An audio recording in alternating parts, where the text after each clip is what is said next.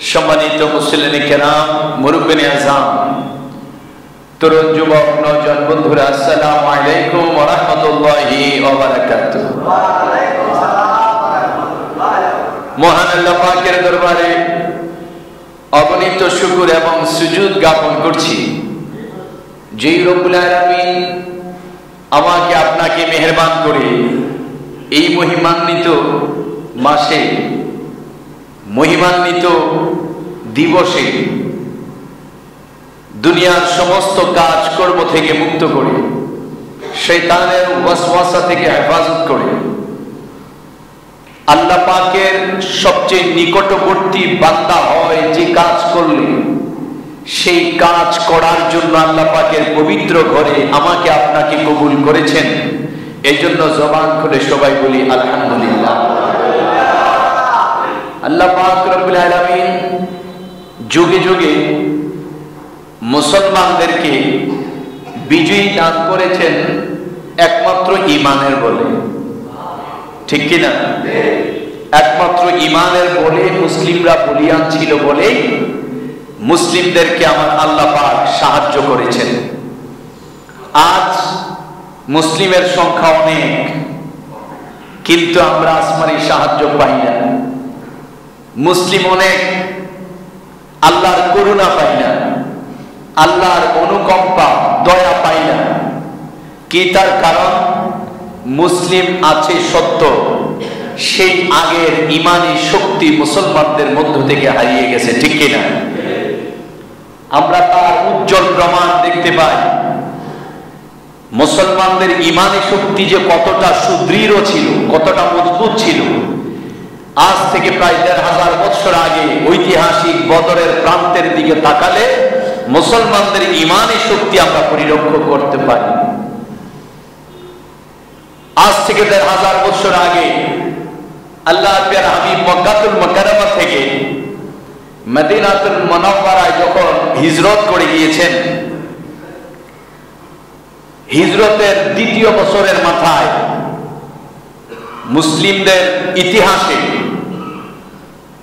মুসলমানদের সর্বপ্রথম বড় একটি যুদ্ধ সংগঠিত হয়েছিল, যেই যুদ্ধের নাম হচ্ছে বদরের যুদ্ধ। ওই বদরের যুদ্ধ হয়েছিল মাহে রমজানুল মুবারকের ১৭ তারিখ। কত তারিখ? ১৭ই রমজান, দ্বিতীয় হিজরি, মার্চ মাসের ১৭ তারিখ ৬২৪ খ্রিস্টাব্দে। সেই দিনটি ছিল আজকের দিনের মতো শুক্রবারের দিন। বলেন সুবহানাল্লাহ। মুসলমানদের যুদ্ধ করার কোনো নিয়ত ছিল না। মুসলিমদের উপর নির্যাতন, অত্যাচার কাফের মুশরিকরা যখন একের পর এক চালাতে লাগলো, আল্লাহ পাকের নির্দেশে আল্লাহর প্রিয় হাবিব মদিনাতুল মুনাওয়ারায় শুভ আগমন করেছেন, হিজরত করেছেন, তাশরিফ নিয়েছেন। মদিনাতুল মুনাওয়ারায় যাওয়ার পরেও কাফেরদের সাথে ছোট ছোট যুদ্ধ হতো। মুসলমানদের ধন দৌলত, স্থাবর স্থাবর সম্পত্তি যারা মক্কা থেকে মদিনায় হিজরত করে গিয়েছে, সব কাফেররা দখল করে নিয়েছে। আল্লাহর প্রিয় হাবিব এই রমজানে খবর পেলেন সিরিয়া থেকে মক্কার অন্যতম একজন নেতা, যার নাম আবু সুফিয়ান। আবু সুফিয়ানের নেতৃত্বে ৪০ জন তার সফর সঙ্গী নিয়ে আবু সুফিয়ান সিরিয়া থেকে ব্যবসা করে মক্কার উদ্দেশ্যে রওনা দিয়েছে। তবে সিরিয়া থেকে মক্কায় যেতে হলে মদিনার পাশ দিয়ে মক্কায় যেতে হবে। তখন তো মদিনায় আল্লাহর প্রিয় হাবিব। যখন সে ব্যবসায়ী কাফেলা নিয়ে রওনা দিল, তার সঙ্গে ছিল ৫০,০০০ স্বর্ণ মুদ্রা। এ যুগে আমরাও যখন ছোট ছিলাম তখন ৫০,০০০ টাকার মালিক যে সে এলাকার বড় ধনী, আমাদের ছোট সময়। আর ১৫০০ বছর আগে ৫০,০০০ স্বর্ণ মুদ্রা থাকলে কি অবস্থা? ৫০,০০০ স্বর্ণ মুদ্রা নিয়ে এবং 1000 উট নিয়ে মক্কার দিকে যখন রওনা দিল, তখন আল্লাহর প্যারা হাবিব সাহাবায়ে কেরামকে বললেন, সাহাবীরা, আমার আল্লাহ চাইলে তোমাদেরকে প্রচুর ধন দৌলত দিতে পারেন, তোমরা একটু অনুসন্ধান চালাও আবু সুফিয়ানের ব্যবসায়ী কাফেলা কোথায় আছে, সেই ব্যবসায়ী কাফেলা রোধ করো। আল্লাহর প্যারা হাবিবের উদ্দেশ্য ছিল মাত্র 40 জনের ব্যবসায়ী কাফেলা রোধ করে তাদের থেকে সম্পদগুলো নেওয়া। এখন ওই সম্পদ মুসলিমরা নেওয়া হালাল নাকি হারাম, সেটা এখন প্রশ্ন। মনে রাখবেন, ইসলামী শরীয়তের নিয়ম এবং তৎকালে নিয়ম ছিল, আরব জাহানের মুশরিকদেরও কাফেরদেরও নিয়ম ছিল, যদি কোন গোত্র এক গোত্র আরেক গোত্রের সাথে যুদ্ধ চলে, ছোট হোক বড় হোক, ওই সময় এক গোত্র আরেক গোত্রের জান এবং মাল সবসময়ের জন্য হালাল। জান এবং মাল সবসময়ের জন্য কি হালাল। তো যেহেতু মক্কার কুরাইশ গোত্রের সাথে আল্লাহর প্যারা হাবিবের সাহাবায়ে কেরামদের দ্বন্দ্ব, ছোট ছোট যুদ্ধ হয়েছিল, মদিনা হিজরত করার পরে ছোট ছোট কয়েকটা যুদ্ধ হয়েছিল, এক্ষেত্রে ওই আবু সুফিয়ানের সাথে থাকা দৌলতগুলো মুসলিমরা আক্রমণ করে নেওয়া সম্পূর্ণ হালাল ছিল। তখন আল্লাহর প্যারা হাবিব সাল্লাল্লাহু তাআলা আলাইহি ওয়া সাল্লাম সেই ব্যবসায়ী কাফেলা রোধ করার জন্য সাহাবায়ে কেরামকে নির্দেশ দিলেন। মাত্র 40 জন কাফের মুশরিক আবু সুফিয়ানের সাথে আল্লাহর প্যারা হাবিব সাল্লাল্লাহু আলাইহি সাল্লাম নির্দেশ দিলেন, যখন সাহাবায়ে কেরাম লক্ষ্য করলেন তারা কোথায়, আবু সুফিয়ান বুঝতে পারল, খবর পেয়ে গেল যে সাহাবায়ে কেরাম তাদের ব্যবসায়ী কাফেলাকে আক্রমণ করতে পারে। এই জন্য সে মদিনার পাশ দিয়ে যে যাওয়ার কথা ছিল, সেই পথে না গিয়ে অন্য পথে সে রওনা দিল এবং আগে মক্কায় খবর পাঠিয়ে দিয়েছে আবু জেহেলের কাছে যে দয়াল নবীজির দল মুসলিমরা আমার উপর আক্রমণ করতে পারে, তোমরা তাড়াতাড়ি প্রস্তুতি নিয়ে আসো আক্রমণ প্রতিহত করার জন্য। আবু জেহেল খবর পেয়ে এই যে 50,000 স্বর্ণ মুদ্রা ছিল, এগুলো শুধু এই 40 জন না, মক্কার অনেকে সম্পদ ব্যবসার উদ্দেশ্যে পাঠিয়েছে তাদের কাছে, ব্যবসা করে লাভ মক্কার অনেকের, এখানে আবু জেহেলের সম্পদও ছিল। যার কারণে আবু জেহেল বিশাল সৈন্যের দলবল নিয়ে রওনা দিয়ে দিল। আবু জেহেলের সাথে দল ছিল সর্বমোট 1300 যোদ্ধা নিয়ে আবু জেহেল রওনা দিয়েছে মুসলমানদেরকে প্রতিহত করার জন্য, যুদ্ধের প্রস্তুতি নিয়ে। কিন্তু মুসলিমরা তো এই 40 জনের উদ্দেশ্য যুদ্ধের প্রস্তুতি নিয়ে রওনা দেয় নাই, মাত্র 40 জন ব্যক্তিকে রোধ করে বাধা দিয়ে তাদের থেকে সম্পদ নেওয়া। মুসলিমরা যুদ্ধ করার কোনো নিয়ত ছিল না। আবু সুফিয়ান অন্য পথে মক্কায় চলে গেল, আর আবু জেহেল দলবল নিয়ে রওনা দিল। আল্লাহর প্যারা হাবিব খবর পেলেন যে আবু জেহেল মুসলিমদের উপর আক্রমণ করার জন্য আসতেছে 1300 লোক নিয়ে, 1300 সৈন্য নিয়ে। আল্লাহর প্যারা হাবিব এবার সাহাবায়ে কেরামদেরকে নিয়ে পরামর্শ করলেন যে এখন আমরা কি করতে পারি। সাহাবায়ে কেরাম তখন খুবই অল্প, মুসলমানের সংখ্যা খুবই অল্প, 1300 লোক নিয়ে রওনা দিয়েছে আবু জেহেল সৈন্য, যুদ্ধের প্রস্তুতি নিয়ে। আর মুসলিমদের যুদ্ধের প্রস্তুতিও নেই, যুদ্ধের সরঞ্জামও নেই, যুদ্ধের অস্ত্র থাকবে কোত্থেকে? মুসলিমদের তো ঠিক মতো খাবারই নেই খাওয়ার জন্য। কারণ যারা মুহাজির মক্কা থেকে মদিনায় হিজরত করে এসেছে, প্রত্যেকে রিক্ত হস্তে এসেছে, খালি হাতে এসেছে, স্থাবর অস্থাবর যত সম্পদ মক্কায় ফেলে রাতের অন্ধকারে চলে এসেছে, কারো সম্পদ নেই। কিন্তু মুসলিমদের শিক্ষা কেমন ছিল? মক্কা থেকে যে সকল সাহাবী মদিনায় এসেছেন, মদিনার মুসলমানদের সাথে মক্কার মুসলমানদের রক্তের সম্পর্ক নাই, আত্মীয়তার সম্পর্ক নাই। কিন্তু যখন সাহাবীরা আসলো, তখন মদিনাতুল মুনাওয়ারার মুসলমানেরা প্রতিযোগিতা করতে লাগলো ওই মক্কার মুসলিমদেরকে কার ঘরে জায়গা দিবি? বলেন সুবহানাল্লাহ। এটার নাম হচ্ছে মুসলিমদের মধ্যে ভ্রাতৃত্ব, ভালোবাসা, বন্ধন, মুসলিমদের ইউনিটি। তখন সাহাবায়ে কেরাম, মদিনার সাহাবীরা মক্কার সাহাবীদেরকে গ্রহণ করেছে, শুধু তাই নয়, মদিনার সাহাবী মক্কার সাহাবীকে গ্রহণ করে নিজের যে সম্পদ ছিল, জমি ছিল, জমি পর্যন্ত সমান সমান দুই ভাগ করে নিজে এক ভাগ রেখেছেন, আর মক্কা থেকে খালি হাতে যেই মুসলমান ভাই এসেছে অর্ধেক সম্পদ ওই মুসলিম ভাইকে দান করে দিয়েছেন। এটার নাম ইসলাম, এর নাম মুসলিম। আজ তফাৎ করুন ওই মুসলমানদের মধ্যে আর এই মুসলমানদের মধ্যে পার্থক্যটা কোথায়? ওই মুসলিমরা আল্লাহর সাহায্য পেত আর আমরা সাহায্য পাই না, কারণটা কি? আজ মুসলমান পরিচয় তো বহু পরের কথা, রক্তের ভাই, আপন ভাই, রক্তের ভাইয়ের সম্পদ আপন আরেক ভাই হরণ করে ভোগ করতে চায়, আত্মসাৎ করতে চায়। বাবার কাছ থেকে এমন ঘটনা শোনা যায়, ভাইদের বোনদের অবসরে বাবার কাছ থেকে টিপসই নিয়ে সম্পদ একজনে নিয়ে গেছে, এক ভাই। এমন ঘটনা ঘটে না? বহু ঘটে। তো বলুন, রক্তের ভাইয়ের ক্ষেত্রে যদি আমরা এমনটা করি, আর মুসলিম ভাইয়ের ক্ষেত্রে আমরা কতটা নির্মম, নির্দয়। এজন্যই আমাদের উপর নিয়ামত নাই, রহমত নাই।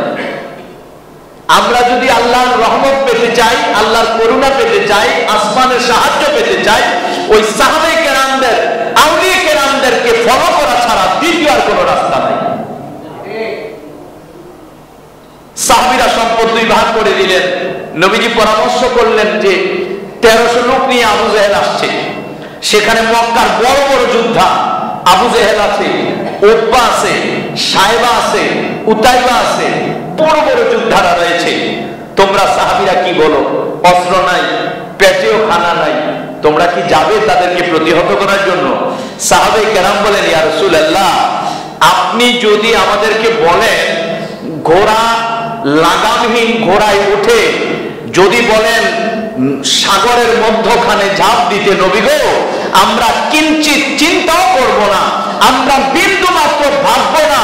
নবীজি বললেন সাগরের দিকে দৌড় দিয়ে লাগামহীন ঘোড়া চলে যাওয়ার জন্য, সেখানে তো ডুবে মারবো, এই কথা ভাববো না। আপনি নির্দেশ দিতে দেরি, আমরা সেখানে ঝাঁপ দিতে 1 সেকেন্ডও দেরি হবে না। আল্লাহর প্রিয় হাবিব খুশি হয়ে গেলেন। আল্লাহর হাবিব বললেন চলো, রওনা দিলেন। নবীজির সাথে সাহাবায়ে কেরামদের সাথে ঘোড়া হলো মাত্র 2টা। যুদ্ধের জন্য সবচেয়ে বড় বাহন হলো ঘোড়া, মাত্র 2টি ঘোড়া মুসলিমদের সাথে। আর আবু জেহেল কাফেরদের সাথে ঘোড়া 200। কাফেরদের সাথে ঘোড়া কত? 200।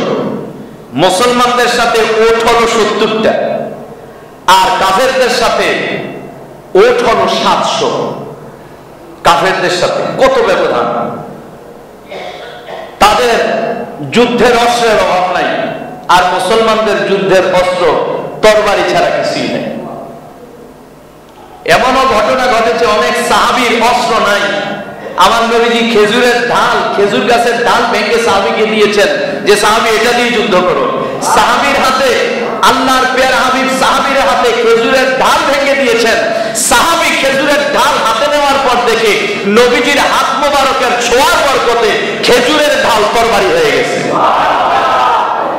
এটাই হচ্ছে স্পিরিচুয়াল পাওয়ার, এটাই হচ্ছে আল্লাহর হাবিবের মুআজিজা, এটাই হচ্ছে মুসলমানদের আধ্যাত্মিকতা, এটাই হচ্ছে মুসলমানদের আধ্যাত্মিক ক্ষমতা, এটাই হচ্ছে মুসলমানদের ঈমানি পাওয়ার।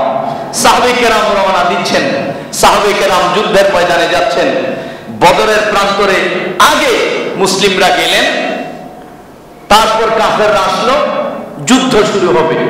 আল্লাহর প্রিয় হাবিব সাল্লাল্লাহু আলাইহি সাল্লাম দেখলেন তারা 1300 ছিল। পথের মধ্যে যেহেতু আবু সুফিয়ান চলে গিয়েছে, আবু জেহেলের সাথে অনেকে বলল যেহেতু আমাদের ব্যবসায়ী কাফেলা নিরাপদে মক্কায় গিয়েছে, আমরা যুদ্ধ করার দরকার নেই, চলেন ফিরে যাই। আবু জেহেল কিছুতেই ফিরে যেতে রাজি না। অনেক মানুষ আছে দেখবেন দাম্ভিক, অহংকারী, সে যা বলে সেটাই করবে। আবু জেহেল ছিল সেই টাইপের লোক। মূলত তার নাম কিন্তু আবু জেহেল না, আমরা তো মনে করি আবু জেহেলই তার নাম, না, নাম কিন্তু আবু জেহেল না। আবু জেহেল অর্থ হইল মূর্খের পিতা, মূর্খের বাবা, মানে গণ্ড মূর্খ, হত মূর্খ, যে তাকে বলা হয় আবু জেহেল। যে গণ্ড মূর্খ, একদম অজ্ঞ, তাকে বলে আবু জেহেল। তো এখন সে তো অজ্ঞ ছিল না, মক্কার অনেক জ্ঞানী ব্যক্তি ছিল, সে অনেক অনেক জ্ঞানী এবং অনেক শিক্ষিত। তো তাকে কেন আবু জেহেল বলা? তার নাম কি? তার নাম হলো ওমর বিন হেশাম। মক্কার সম্ভ্রান্ত পরিবারের ছেলে, সে অনেক বড় পরিবারের ছেলে এবং জ্ঞানী। তো এত বড় জ্ঞানী, শিক্ষিত হওয়ার পর নাম আবু জেহেল কেন? মক্কার মানুষও তো তার নাম আবু জেহেল দেয় নাই, কি দিয়েছে? অনেক জ্ঞানী যদি হয় আমরা তাকে কি বলি? বুদ্ধিজীবী, তাই না? যারা অনেক জ্ঞানী, বড় বড় জ্ঞানীদেরকে আমরা বলি বুদ্ধিজীবী। তার নাম তো বুদ্ধিজীবী না, বুদ্ধিজীবী হলো তার টাইটেল, বুদ্ধিজীবী তার লকব। তদ্রুপ আবু জেহেলের নাম ওমর বিন হেশাম। এত বড় জ্ঞানী হওয়ার কারণে মক্কার মুশরিক ইহুদি কাফেরেরা তার টাইটেল দিয়েছে আবুল হেকাম। এটার অর্থ হলো বুদ্ধিজীবী, মানে জ্ঞানীর বাবা। এত জ্ঞান, আবুল হেকাম নাম দিয়েছে, মানে জ্ঞানীর বাবা। আমার নবীজি আসলো, নবীজি ইসলামের দাওয়াত দিচ্ছে। আবু জেহেল আপত্তি করলো যে ভাতিজা, তুমি হলে আমার ভাতিজা, আমি দেখতে যেমন তুমিও তো দেখতে তেমন, আমি যেমন বাজারে যাই তুমিও যাও, আমি বিয়ে শাদী করছি তুমিও করছো, আমার যেমন হাত পা আছে, চোখ আছে, তোমারও তো তাই আছে, তুমি নবী হবে কেমনে? আমি তোমায় মানি না। দেখেন পার্থক্য করলো কি? দেখতে আমার মতো, যার কারণে আমি তোমায় মানি না। তো আল্লাহর প্রিয় হাবিব বারবার দাওয়াত দিচ্ছে, মানে না। আল্লাহর প্রিয় হাবিব বারবার দাওয়াত দেয়, মানে না। আবু জেহেল নবীজিকে পরীক্ষা করবে, আবু জেহেল বারবার পরীক্ষা করবে। আবু জেহেল পাথর মুষ্টির ভিতরে নিয়ে বলে, ভাতিজা আমার মুষ্টির ভিতরে কি আছে যদি বলতে পারো, আমি ওয়াদা দিচ্ছি মুসলমান হয়ে যাব। আল্লাহর হাবিব বললেন, আমি বলবো নাকি আপনার মুষ্টির ভিতরে যা আছে সেটাই আমার পরিচয় দিয়ে দিবে? আবু জেহেল কই, এটা তো আরো ভালো হয়।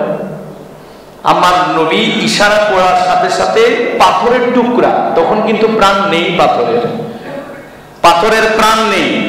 আল্লাহর প্রিয় হাবিবের ইশারা পাওয়ার সাথে সাথে প্রাণহীন পাথরের মধ্যে প্রাণের সঞ্চার হলো। পাথর সাথে সাথে আল্লাহর প্রিয় হাবিবের, আল্লাহ পাকের কালেমায়ে তাইয়্যিবা শাহাদাত দিয়ে দিলেন। আবু জেহেল কয় জাদুকর, বলেন নাউজুবিল্লাহ। এভাবে একটার পর একটা পরীক্ষা নেওয়ার পরেও নবী চিনে নাই। নবী না চিনার কারণে মক্কার সবচেয়ে বড় জ্ঞানী ব্যক্তিকে আল্লাহর প্রিয় হাবিব উপাধি দিলেন, টাইটেল দিলেন, আজ থেকে তোমার নাম আবু জেহেল। এই দেখেন নবীজি নাম দিয়েছেন আবু জেহেল, নবী না চিনার কারণে কিয়ামত পর্যন্ত কাফেররাও তাকে চিনবে আবু জেহেল হিসেবে। ঠিক কি না? মনে রাখবেন, ঠিক তদ্রুপ আমার নবীকে যে না চিনবে বুঝতে হবে তারাও আবু জেহেলের কাতারের লোক। প্রিয় ভাই, ওই আবু জেহেল মানে না ঘাটতেরা, তারা বললো, কাফেররা বললো যেহেতু ব্যবসায়ী কাফেররা চলে গেছে, আমরা যুদ্ধ করতে প্রয়োজন নেই, চলেন ফিরে যাই। আবু জেহেল যেতে রাজি না, আজকে মুসলমানদেরকে দেখে ছাড়বো। কেন? আবু জেহেল জানে মুসলমান দুর্বল, শক্তি নাই, অর্থ নাই, যুদ্ধের অস্ত্র নাই, আর আমরা সৈন্যের অভাব নাই। 1300 সৈন্য থেকে 300 সৈন্য ফেরত চলে গেল, আর রইল কত? 1000। এবার 1000 সৈন্য, মুসলিমরা দেখছে আমরা মাত্র 313 আর তারা 1000। বদরের প্রান্তে আল্লাহর প্রিয় হাবিব সাহাবায়ে কেরামকে জিজ্ঞেস করলেন, তোমরা কি করবে? সাহাবায়ে কেরাম বললেন, ইয়া রাসূলুল্লাহ, আল্লাহ আর আপনার মহব্বতে আমাদের প্রাণকে আমরা উৎসর্গ করব। আল্লাহর প্রিয় হাবিব, মুসলিম শরীফের হাদিস, কিতাবুল জিহাদ একটা অধ্যায় আছে। নবীজি খুশি হয়ে নবীজি হাতে লাঠি নিয়ে বদরের প্রান্তরে গোল দাগ দিলেন, দাগ দিয়ে বললেন, হাযা মাসরাউ ফুলান, সাহাবীরা এখানে এই প্রান্তরে আমরা এসেছি তো যুদ্ধ করতে, তোমরা সাক্ষী থাকো। এই যে আমি গোল চিহ্ন দিচ্ছি, এখানে আবু জেহেল মারা যাবে, এখানে ও উতবা মারা যাবে, এখানে সাইবা মারা যাবে। এখনো যুদ্ধ হয় নাই, শুরু হয় নাই, কে কোথায় মারা যাবে আমার নবী লাঠি দিয়ে গোল চিহ্ন দিয়ে দিয়েছেন যে এখানে আবু জেহেল মারা যাবে, অর্থাৎ যুদ্ধের ময়দানে কে কে মারা যাবে এই গায়েবের খবরটাও নবী আগে বলে দিয়েছেন। এটার নাম ইলমে গায়েব, এটার নাম ইলমে গায়েব। নবীজি যুদ্ধ করছেন আর নবীজি আল্লাহকে বললেন, আল্লাহ আপনার ওয়াদা আপনি রক্ষা করুন। আজ 313 মুসলিম, 1000 সৈন্য, আর যদি আমরা পরাজিত হই ইসলাম চিরতরে নিশ্চিহ্ন হয়ে যাবে। ইসলাম তো নিশ্চিহ্ন হওয়ার জন্য পৃথিবীতে আসে নাই, ইসলাম শান্তির বার্তা ছড়িয়ে দেওয়ার জন্য এসেছে, ইসলাম হক কায়েমের জন্য পৃথিবীতে এসেছে, ইসলাম মজলুমের প্রাপ্য বুঝিয়ে দেওয়ার জন্য এসেছে, ইসলাম মানুষে মানুষে ভেদাভেদ ভুলিয়ে দেওয়ার জন্য এসেছে, ইসলাম শয়তানের রাজত্বকে ধ্বংস করে এক আল্লাহর রাজত্ব কায়েমের জন্য এসেছে। আল্লাহ যদি ধ্বংস করে দাও মুসলিমদেরকে, তুমি মাওলার আইন কিভাবে কায়েম হবে? আমার আল্লাহ বললেন, বন্ধু আমি আল্লাহ আপনাকে সাহায্য করব। যুদ্ধ শুরু হলো, তুমুল যুদ্ধ চলছে। আবু জেহেলের সাথে ছিল শয়তান, ওই মক্কার মানুষের বেশ ধরে ইবলিস শয়তান যুদ্ধের ময়দানে এসেছে, যুদ্ধ করছে, শয়তানও পাশে আছে। হঠাৎ শয়তান চলে যাচ্ছে, আবু জেহেল কই আমাদেরকে ফেলে তুমি যাও কই? ইবলিস শয়তান এটা পর আবু জেহেল জানেন, আবু জেহেল মনে করছে মক্কার কাফের কোন হবে। শয়তান বলে, আমি যা দেখি তোমরা যদি তা দেখতা তোমরাও আমার মতো পালিয়ে যেতা। কেন?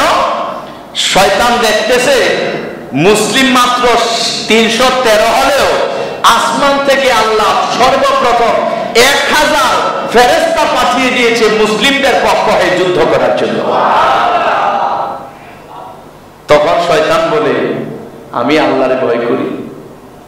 শয়তান ভেবেছিল আজকে যুদ্ধের ময়দানে যদি থাকি ফেরেশতারা না জানি আমারও শেষ করে দিবে। তো শয়তান যে বলছে আমি আল্লাহকে ভয় করি, আসলে কি আল্লাহকে ভয় করে? এটাই আরেকটা শয়তানি, এই কথাটাও একটা শয়তানি। শয়তান চলে গেল, যুদ্ধ চলছে। আবু জেহেল দেখা গেল আমার নবীজি যেখানে চিহ্ন দিয়েছেন ঠিক সেই দাগের ভিতরেই আবু জেহেলের লাশটা পড়ে আছে।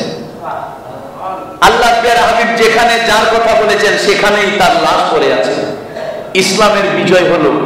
মাত্র 313 জন নিরস্ত্র, অস্ত্র নাই, 313 জন যোদ্ধা বিজয় লাভ করেছে।